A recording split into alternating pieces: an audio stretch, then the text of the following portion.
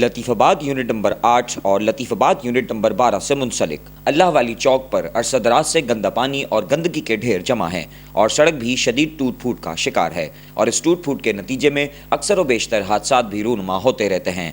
Waza रहे कि मज़कूरा सड़क के साथ ही अल्लाह वाली मस्जिद भी मौजूद है और इस गंदगी के बाइस न सिर्फ नमाजियों बल्कि स्कूल जाने वाले तलबा व तालिबात को भी बेहद मुश्किलात का सामना करना पड़ रहा है, जबकि गंदगी में पैदा होने वाले मच्छरों के बाइस जन्म लेने वाली महलिक बीमारियों की वजह से इलाका मकीन शदीद अजियत में मुब्तला हैं। इलाका मकीनों का कहना है कि इंतजामिया को मुतादिद मरतबा सड़क की हालत ज़ार के हवाले से दरख्वास्तें दी हैं, लेकिन अब तक आला हुक्काम की जानिब से कोई खातिर ख्वाह बंदोबस्त नहीं किया गया है। आला हुक्काम से इलाका मकीनों की पुरजोर अपील है कि सड़क की हालत ज़ार पर जल्द तवज्जो दें ताकि इलाका मकीन सुख का सांस ले सकें। मेरा नाम मोहम्मद अबरार खान है। इस मस्जिद का मैं चेयरमैन हूँ, अल्लाह वाली मस्जिद का, सिंध वेलफेयर सोसाइटी का जनरल सेक्रेटरी हूँ हैदराबाद का।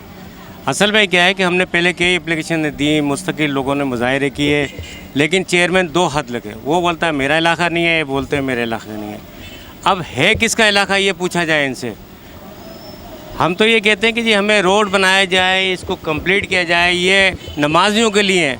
अभी तो स्कूल खुलेंगे तो अब बच्चियों की हालत देखना है, या स्कूलों की बच्चियों का क्या होगा। बच्चियां गिरती हैं या कोई पूछने वाला नहीं है। यह समझे कि ये इलाका लावारिस लोगों का है, यहाँ का किसी को एहसास नहीं है कि इस गंदगी लोगों के, बच्चों का, औरतों का, नमाजियों का गुजरना मुश्किल है। कम से कम हम अपने इलाके को नहीं तो कम से कम अल्लाह के घर को देखते हुए, मस्जिद को देखते हुए, इन दुकानदारों को देखते हुए, आप लाखों रुपए ये लोग टैक्स देते हैं। किस चीज़ का टैक्स देते हैं? ये जो टैक्स भर रहे हैं किस चीज़ का भर रहे हैं? भाई कम से कम सफाई तो कराओ, यहाँ ये रोड तो क्लियर कराओ। लेकिन यहाँ कोई पूछने वाला नहीं है, इनके कोई हाल हवाल नहीं है। लिहाजा हम आपके तो ये गवर्नमेंट पाकिस्तान, सिंध गवर्नमेंट को या हैदराबाद डिस्ट्रिक्ट के डिप्टी कमिश्नर को ख़ास तौर पे रिक्वेस्ट करते हैं कि वो इस इलाक़े पे तवज्जो दें और इसको बनाएं। मौसब आला जो सुप्रीम कोर्ट के हैं और तमाम जो हुक्मरान हैं, उनसे मेरी मोहब्बाना गुजारिश है कि ये इंक्रोचमेंट तो आप कर रहे हो, बहुत अच्छी बात है, मगर जो मेन काम है, जो ये शाहरा है, आप देखो किस कदर तबाह हुई पड़ी है। इंक्रोचमेंट का मेन तरीका तो ये होता है, एक जगह पे इंक्रोचमेंट होती है, दूसरी जगह पे काम होता है। यहाँ पे खाली इंक्रोचमेंट करके और गरीबों की, मिस्किनों की दुकानें, जायदादें, घर वगैरह जो तबाह करके बाद में चले जाते हैं और फिर सड़कों की ये हालत होती है। तो प्लीज़ इंक्रोचमेंट से पहले जो है इन सड़कों को, शाहरा को देखें। यहाँ से हर बंदा गुज़रता है, गालबन आपका भी गुज़र होता होगा, आप भी जाते होंगे। तो बहरहाल मेरी आपसे मोहब्बाना गुजारिश है कि जो इंक्रोचमेंट है बहुत अच्छा अमल है, बहुत अच्छा लग रहा है। हम एज ए पाकिस्तानी हैं, इस शहर के हैं, मगर यहाँ पे काफ़ी बंदों को इतनी परेशानी है, जहाँ पे एम्बुलेंस हैं, इमरजेंसी में जगह तक नहीं मिलती, बंदे रोडों पे मर जाते हैं, यहाँ पे कोई उठाने वाला नहीं होता है। तो हम मौसम आला से, तमाम हुक्मरान से मोहब्बाना गुजारिश करते हैं कि आप प्लीज़ इन शाहराओं को देखें और इंक्रोचमेंट से पहले ये जो मेन काम है वो करें।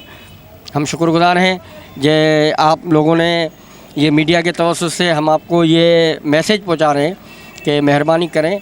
और ये हम जैसे नहीं, मगर तकरीबन हर बंदे की ये परेशानी है।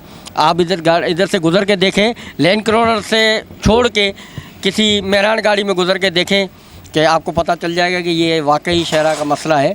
तो इंक्रोचमेंट से पहले जो है मेन काम यही है। भाई इस गंदगी को हटाने के लिए मस्जिद कमेटी ने अपने लेटर पेड के ऊपर दरख्वास्त दे दी, नमाजियों ने साइन कर दिए।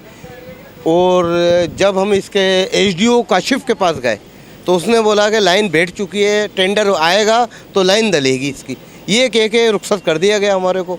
अच्छा, इलाका जमशेद भाई का है ये, नहीं ना? अच्छा, कौंसलर वगैरह ये MQM के हैं। बड़ा लावारिसों का इलाका है, ये लावारिस एरिया है। तकरीबन इस मेन रोड को तकरीबन 3 से 4 माह हो गए हैं, इसकी यही कंडीशन है, क्योंकि इसमें गंदा पानी, नमाजी भी गुजर रहे हैं, हमारी मस्जिद बिल्कुल करीब है अल्लाह वाली, और इसमें कोई पुरखाने हाल नहीं है हमारा। ये मेन रोडों की हालत है हमारे यहाँ, नहीं और भी दीगर इलाकों में यही हालत है, ये सूरत हाल यही है, कोई सुनवाई नहीं है।